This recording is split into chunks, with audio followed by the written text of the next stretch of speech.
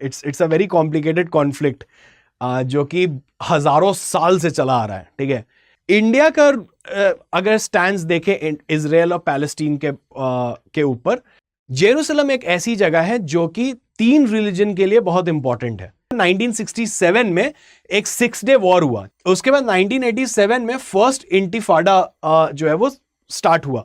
इंटिफाडा का मतलब होता है 1947 में व्हाट हैड हैपेंड इज कि यूनाइटेड नेशंस ने एक चीज प्रपोज करी थी जिसके कारण कि एक्चुअली ज्यादा और कॉन्फ्लिक्ट बढ़ गया। ठीक है, लेकिन हमास के साथ एक इशू क्या है कि बहुत एक्सट्रीमिस्ट थॉट प्रोसेस वाले हैं। Now we come to the fourth topic of our discussion today, which is the Israel Palestine conflict. So अभी मैं बहुत डिटेल में आपको नहीं बता रहा हूं, लेकिन हाँ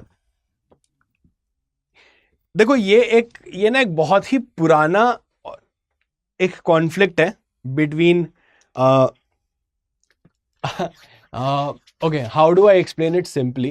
देखो, पहले तो ये बड़ा कॉम्प्लिकेटेड सा दिक्कत है, it's a very complicated conflict जो कि हजारों साल से चला आ रहा है। ठीक है, तो अब इसको ना, इसके 2 फोल्ड है कॉन्फ्लिक्ट के। एक तो रिलीजियस फोल्ड है between Jews and Muslims, and दूसरा है मेजरली अभी मॉडर्न टाइम्स में अगर देखोगे तो इट इज द लैंड और the dispute for the land. Okay, that is what is the major dispute. तो अब पहले ना इस रीजन को थोड़ा समझ लेते हैं। Okay, let us firstly understand the region, उसके बाद हमको बेटर समझ में आएगा। तो यहां ये तो लिखा हुआ है कि इजराइल है, इजराइल में ही आपका बहुत छोटे छोटे छोटे छोटे एरियाज हैं, है ना, कुछ ऐसे सेटलमेंट्स है जिसको पैलेस्टीन कहते हैं, जो पैलेस्टीन के कंट्रोल में आते हैं। पैलेस्टीन जो है वो एक सेपरेट देश नहीं है। यूनाइटेड नेशंस आज तक, अभी तक टू दिस डेट, पैलेस्टीन को एज अ नेशन रिकॉग्नाइज नहीं करता है। Okay, a lot of countries do, लेकिन बहुत सारी कंट्रीज ऐसी है, जैसे यूनाइटेड स्टेट्स उसमें सबसे बड़ी ऐसी कंट्री है जो पैलेस्टीन को एक एज अ नेशन जो है वो नहीं एक्सेप्ट करती है। इंडिया का अगर स्टैंड देखें इजराइल और पैलेस्टीन के ऊपर, और पैलेस्टीन का जब भी मैटर आया है, इशू आया है उसके रिकॉग्निशन के ऊपर, तो इंडिया ने हमेशा एब्सटेन कर दिया है वोट करने से। इंडिया ने कभी वोट नहीं किया है। इंडिया की दोस्ती इजराइल के साथ काफी अच्छी है। ठीक है, India is a very good friend of Israel, and Israel का सबसे बढ़िया दोस्त जो है वो है यूनाइटेड स्टेट्स। ठीक है, यूनाइटेड स्टेट्स ऑफ अमेरिका है। ऑलराइट, अभी इस एरिया को थोड़ा सा समझते हैं। यहां पे ये है, इस साइड है आपका इजिप्ट। ठीक है, इजिप्ट है इस तरफ, इधर है जॉर्डन, इधर नीचे है सऊदी अरेबिया। ठीक है, ऊपर है, यहां पे है आपका इधर है आपका सीरिया। ठीक है, और इधर है आपका लेबनान। ठीक है, तो इस तरीके से, अच्छा, जॉर्डन का पहले नाम हुआ करता था ट्रांस जॉर्डन, फिर ट्रांस जॉर्डन से हटा के उसका नाम सिर्फ हो गया जॉर्डन। ओके सर, ये क्लैट के एग्जाम आते हैं ना? अरे हाँ, बिल्कुल आते हैं क्लैट के एग्जाम में, इसीलिए तो पढ़ा रहा हूं मैं। सभी लॉ एंट्रेंस एग्जामिनेशन में सब इंपॉर्टेंट है, इसीलिए मैं रोज करंट अफेयर्स कराता हूं रेवती। ठीक है, हाँ, सो ये इस तरीके से है। अब एक चीज देखो यहां पे, अब हुआ क्या है, मुद्दा यहां पे क्या बनता है कि Egypt, Saudi Arabia, Jordan, Syria, Lebanon, अब आप देखोगे ये है आपके मुस्लिम डोमिनेटेड एरियाज। ठीक है, ये अरब वर्ल्ड है, ये अरब कंट्रीज है। तो इधर में मेजरली अगर देखोगे आप, तो पूरा का पूरा क्या हो रहा है, ये हो रहा है आपका मुस्लिम पॉपुलेशन। सेम पैलेस्टीन भी जो है, ये पहले जितना ये रेड में दिख रहा है ना, ये पहले था पूरा पैलेस्टीन, एंड पैलेस्टीन में भी आपका मुस्लिम पॉपुलेशन सबसे ज्यादा रहता था। मुस्लिम पॉपुलेशन ही है, पैलेस्टीन में भी मुस्लिम्स ही रह रहे हैं। ठीक है, अब लेकिन यहां पे वेस्ट बैंक में एक जगह है कॉल्ड एज जेरूसलम। ठीक है, नाउ जेरूसलम क्यों इंपॉर्टेंट है, अब ये जाता है तुम्हारा बहुत बैकडेटेड हिस्ट्री में। जेरूसलम एक ऐसी जगह है जो कि 3 रिलीजन के लिए बहुत इंपॉर्टेंट है। कौन है वो 3 रिलीजन्स? एक है ज्यूज, एक है मुस्लिम्स, और एक है क्रिश्चियंस। ये तीनों के लिए जेरूसलम इंपॉर्टेंट क्यों है? क्योंकि इनके जो रिलीजियस बुक है उसमें लिखा गया है कि ये जो जेरूसलम नामक जगह है ये होली प्लेस है। जैसे इस्लाम में लिखा गया है कि प्रॉफिट मोहम्मद जो है मक्का मदीना के बाद यहीं आए थे और यहीं से प्रॉफिट मोहम्मद जो है वो स्वर्ग की तरफ गए थे अपना, ठीक है। तो ये मुस्लिम्स के लिए बहुत इंपॉर्टेंट है। सेम वे ज्यूज के लिए लिखा हुआ है कि यहां पे उनके जो भगवान थे उनके 2 टेम्पल्स हुआ करते थे और वो 2 टेम्पल्स को बहुत पहले रोमन्स वगैरह ने, रोमन एम्पायर के टाइम पे उसको खत्म कर दिया गया था, उसको तोड़ वोड़ दिया गया था। तो उनके लिए भी ये है कि भाई हमारी भी हिस्ट्री जो है वो बैकडेटेड जाती है। उसके बाद क्रिश्चियंस की अगर हम बात करते हैं तो क्रिश्चियंस में अगेन जीसस क्राइस्ट ने के 3 डिसाइपल्स जो थे उनमें से एक डिसाइपल जो है वो यहां जेरूसलम में थे। तो उनके लिए, उनके कारण भी जो है ये एरिया जो है वो क्रिश्चियंस के लिए भी इंपॉर्टेंट रह गया। बट आज के प्रेजेंट डे कॉन्टेक्स्ट में ये जो एरिया है जेरूसलम जो है वो सबसे ज्यादा कंटेंशियस इशू बन गया है between the Jews and the Muslims, ठीक है। तो अब इसकी हिस्ट्री जो है वो कैसे शुरुआत हुई इज, चलो अब वो थोड़ा टाइमलाइन के हिसाब से देखते हैं कि how did it start. 1800s में ज्यूइश माइग्रेशन जो है वो स्टार्ट हुआ टुवर्ड्स पैलेस्टीन, ठीक है, जो कि ओटोमान एम्पायर का पार्ट हुआ करता था, ठीक है। तो ओटोमान एम्पायर जो कि 1299 वगैरह से चला आ रहा था, जो कि 1918 फर्स्ट वर्ल्ड वॉर के बाद खत्म हुआ Ottoman empire, the longest empire in the history of the world. तो ओटोमान एम्पायर के टाइम पे ही जो सबसे पहला जो ज्यूइश माइग्रेशन है वो होना शुरू हुआ। क्यों माइग्रेशन हुआ ज्यूज का? कि देखो अगेन वही बात है ना कि यार हमारे किताब में लिखी हुई है, हम अपने धर्म को मान रहे हैं, हमारे किताब में लिखा हुआ है कि वो हमारा होली प्लेस है, तो everyone wants to go and live near their holy place, उसको तो आप चाहते हो कि डेवलप करें, तो वो माइग्रेशन जो है वो शुरू हुआ। लेकिन उसके बाद 1918 में जब आपका ये ओटोमन एम्पायर खत्म हुआ, फर्स्ट वर्ल्ड वॉर खत्म हुआ, उसके बाद एक बैल्फोर डिक्लेरेशन हुआ, ठीक है। बैल्फोर डिक्लेरेशन में हुआ क्या कि एक पार्ट बना आपका, इधर ही मैं आपको इसमें दिखाता हूं। सो बैल्फोर डिक्लेरेशन में क्या हुआ कि ऐसे आधे पार्ट में बढ़ गया, इधर ब्रिटिश, इधर ब्रिटेन का ये आया, ठीक है, और इधर ऊपर में फ्रांस का आया। इन लोगों ने अपना अपना क्लेम जो है वो लिया इस पर्टिकुलर एरिया में। बट बाद में उनको ग्रेजुअली रियलाइज हुआ कि यार ये बहुत ही ज्यादा कंटेंशियस एरिया है, तो इसको छोड़ के निकलो, राइट। तो लेकिन before all of that happened, यहां पे जूइश पीपल का होम इन पैलेस्टीन जो है वो बनाने की बात की गई फर्स्ट टाइम 1917-1918 की बात है ये।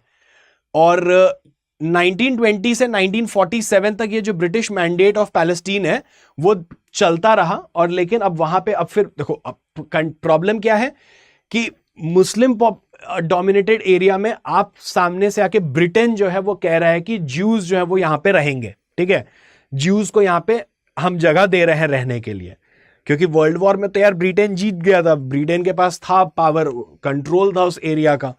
तो ब्रिटेन वाज लाइक कि हम ज्यूज को यहां पे देंगे, रहने के लिए जगह मिलेगी उनको, ठीक है। तो अब यहां पे अरब और ज्यूइश टेंशन जो है, मुस्लिम एंड ज्यूइश टेंशन जो है वो बढ़ता चला गया स्लोली एंड ग्रेजुअली, राइट।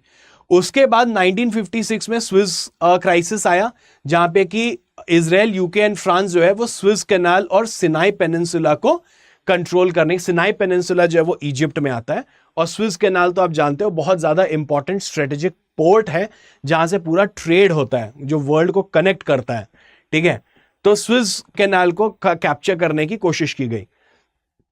अच्छा, एक और चीज तुमको यहां पे ये दिखा दूं, ये जो आप देख रहे हो ना, ये है मेडिटेरेनियन सी, ठीक है, ये पूरा मेडिटेरेनियन सी है। तो ये वाला, अब अगर आप यहां से यहां तक पूरा देखोगे तो अराउंड 80% ऑफ इजराइल का, और रादर 70% ऑफ इजराइल का जो कोस्ट लाइन है वो मेडिटेरेनियन सी से मैच करता है। ये गाजा स्ट्रिप को अगर छोड़ दो तो, ठीक है, गाजा स्ट्रिप और वेस्ट बैंक, ये दो ऐसे एरियाज हैं जहां पे कि आपका पैलेस्टीनियंस का वो है, क्या बोलते हैं, सेटलमेंट है, ठीक है, मुस्लिम जितने भी आपके पैलेस्टीनियंस हैं वो इधर वेस्ट बैंक और गाजा स्ट्रिप में हैं।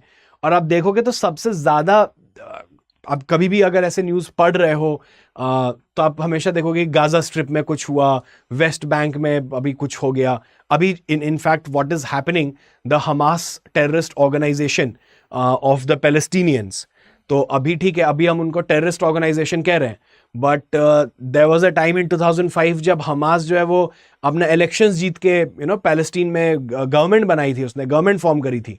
ठीक है, उससे पहले हमास से पहले पीएलओ भी था। ठीक है, सो अगेन उस पे आते हैं, बट ठीक है, ये बेसिकली फिर अब क्या हुआ, 1967 में एक 6 डे वॉर हुआ, 6 दिन का वॉर हुआ, जहां पे इजराइल ने कैप्चर किया वेस्ट बैंक को, गाजा स्ट्रिप को, सिनाई पेनिनसुला को, गोलान हाइट्स को, इन 4 एरियाज को कैप्चर कर लिया इजराइल ने। 6 दिन की वॉर थी, जहां पे कि इजिप्ट, जॉर्डन, सीरिया, ये सभी जितने भी कंट्री थे, लेबनान वगैरह जितने भी कंट्रीज थे, ये सब के सब जो है वो आए और आके लड़े इजराइल के साथ।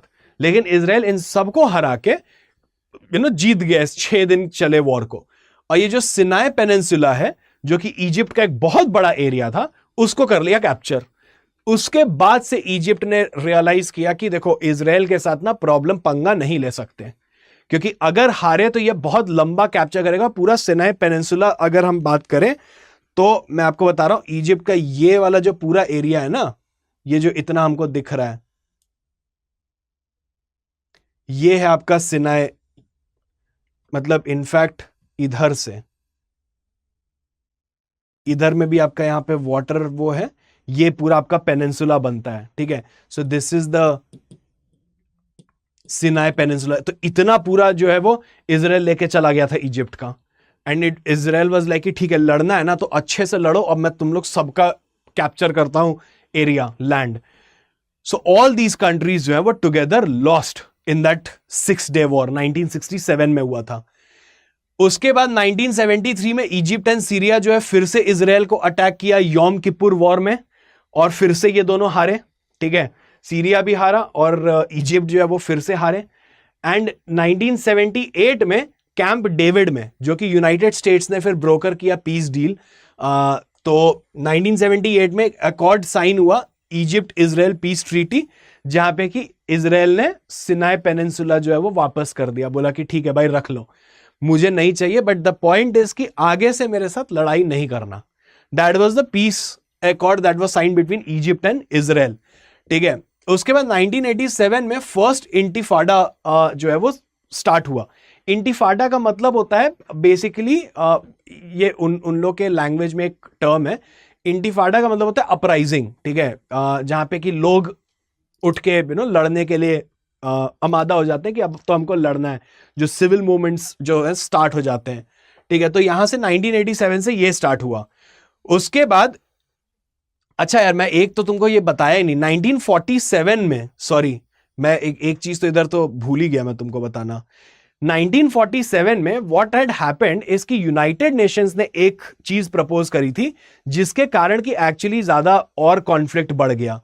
उन्होंने ये कहा कि इजराइल जितना अभी ये हम लोग दिख रहा है ना रेड में, इसका और 70% आप ऐसे पकड़ लो कि उन्होंने कहा कि ये रहेगा इजराइल, और बहुत कम एरिया जो है वो दिया पैलेस्टीन को, और जेरूसलम को बोल दिया कि ये रहेगा इंटरनेशनल लैंड, ये ना पैलेस्टीन का होगा ना ये इजराइल का होगा। तो ये होगा, तो जेरूसलम को उन्होंने कह दिया कि ये this would be the international land. तो इसके कारण अब सबसे ज्यादा प्रॉब्लम क्या हुई ना, कि जो पैलेस्टीनियंस थे जो कह रहे थे कि हम यहाँ पे इतने सालों से रह रहे हैं, हमको 500 साल हो गए यहाँ पे रहते रहते, लेकिन आप लोग हमको कम एरिया दे रहे हो, लेकिन ज्यूज जो अभी आए आप उनको मेजॉरिटी ऑफ एरिया दे दिए रहने के लिए।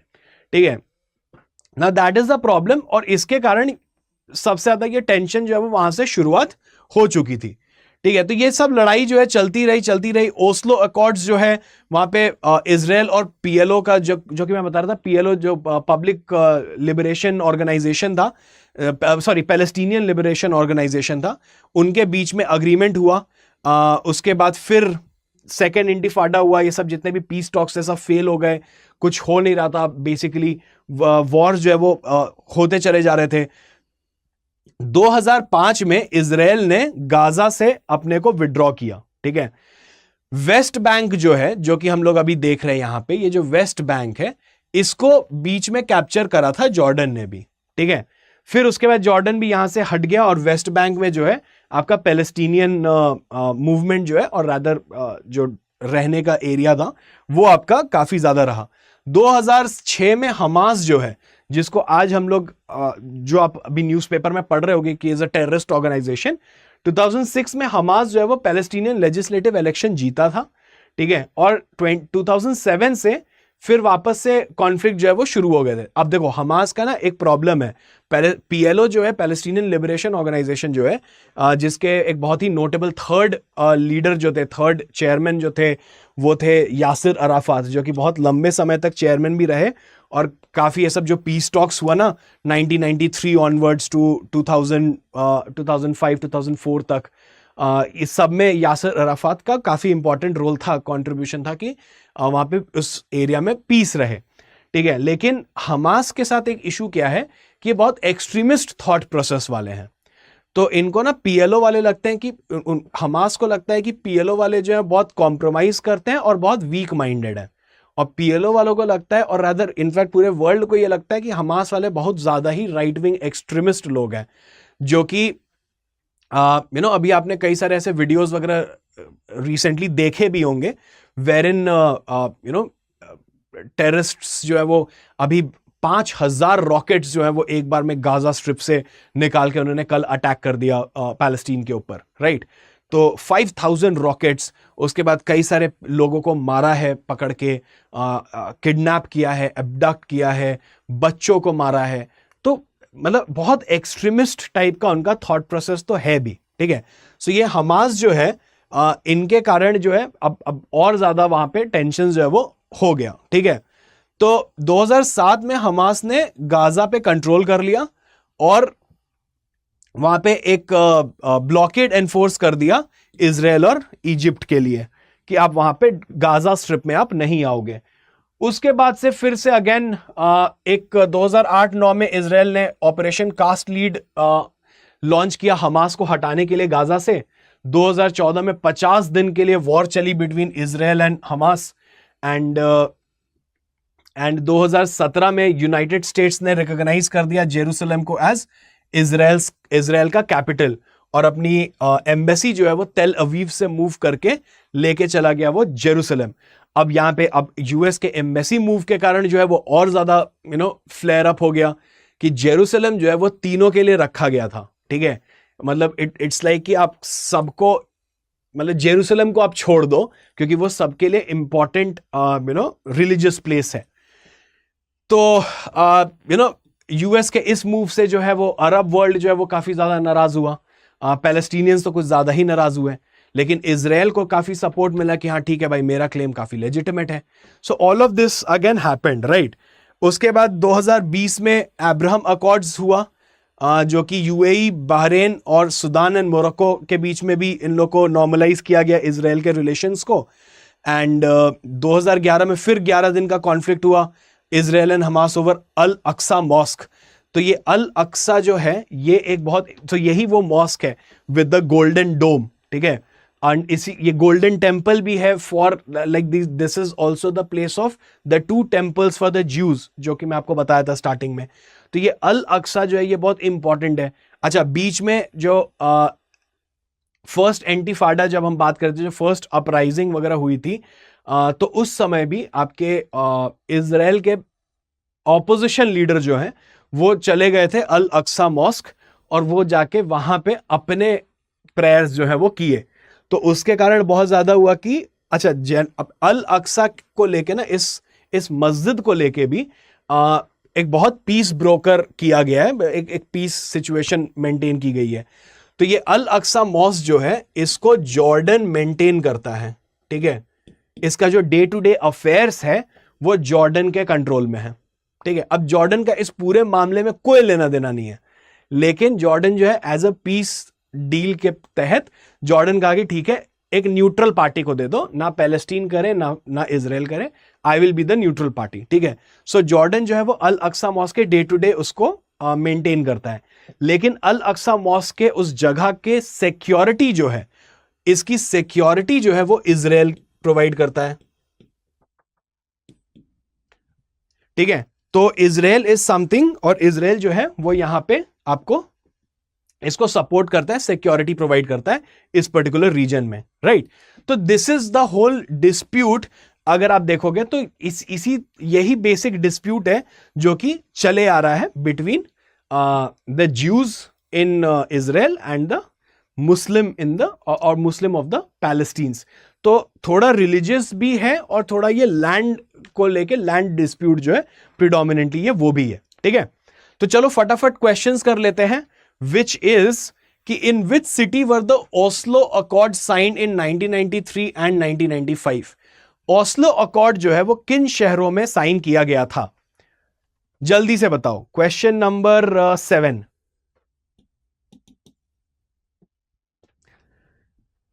जल्दी बताओ गाइस, हमारे पास सिर्फ 5 मिनट का समय है, 9 बजे मुझे वाइंड अप करना है ना, सो क्विक।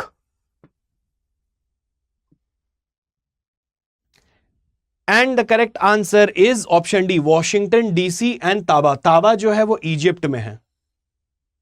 ठीक है, Taba is in Egypt. Alright, now which sea borders Israel? कौन से सी जो है वो बॉर्डर करता है इजराइल को? Question number 8।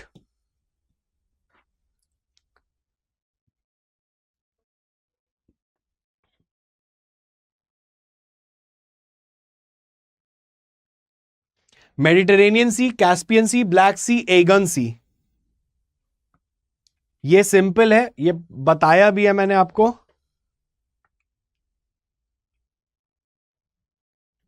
And the correct answer is a Mediterranean sea. ठीक है, चलो, so with this we come to end of today session. And मैं जल्दी से उन सभी बच्चों को बता दूं जो अभी क्लैट 2024 एग्जामिनेशन 3 दिसंबर को लिखोगे आप लोग, या फिर बाकी लॉ एंट्रेंस एग्जामिनेशन भी अगर आप लिख रहे हो for that matter in the month of May June in 2024, तो आप सभी के लिए एक हमारे पास क्रैश कोर्स प्रोग्राम है ऑफ 2024, जहां पे आपको रिकॉर्डेड सेशंस, रिकॉर्डेड लेक्चर्स जो है वो मिलेंगे सभी सब्जेक्ट्स के, English, reasoning, mathematics, legal, GK, current affairs, सबके आपको रिकॉर्डेड लेक्चर्स मिलेंगे।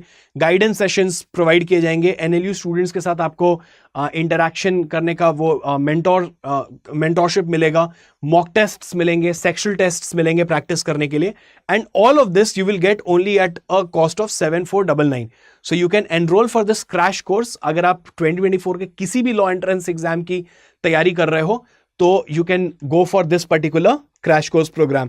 दो इसको हमने नाम क्लैट जरूर दिया है, लेकिन ये सिर्फ क्लैट तक रेस्ट्रिक्टेड नहीं है। सो आपको इसमें बाकी सभी लॉ एंट्रेंस एग्जाम की तैयारी भी कराई जाएगी। ठीक है, so if you are aiming for 2024 के लॉ एंट्रेंस एग्जामिनेशंस, तो मेक श्योर कि आप इस प्रोग्राम के लिए एनरोल करो। आपकी स्ट्रक्चर्ड तरीके से जो प्रिपरेशन होती है वो आपको हम यहां पे कराएंगे। इसकी ओरिजिनल प्राइस जो है वो 15,000 है, लेकिन आपको मेरा कोड वैभव यूज करके, मेरा नाम है वैभव, सो आप मेरा कोड यूज करके 7499 में इसको ले सकते हो, एनरोल कर सकते हो। And this is the QR code. Don't forget to join us on Telegram. And मैं आपके साथ हर मंडे टू सैटरडे जो है वो जुड़ता हूं at 8 AM in the morning with important current affairs. So do not forget. आपको क्लास लिंक जो है वो टेलीग्राम पे मिल जाएगी, नहीं तो आप चैनल को do not forget study IQ law entrance channel को सब्सक्राइब करिए और वीडियो को लाइक एंड शेयर जरूर करिएगा, एंड अपने फ्रेंड्स को भी बताइएगा। And let's crack our examinations together. On that note, thank you so very much. ठीक है, thank you so very much. कल मिलेंगे वापस से सुबह 8 बजे। Till then stay safe, take care, bye bye.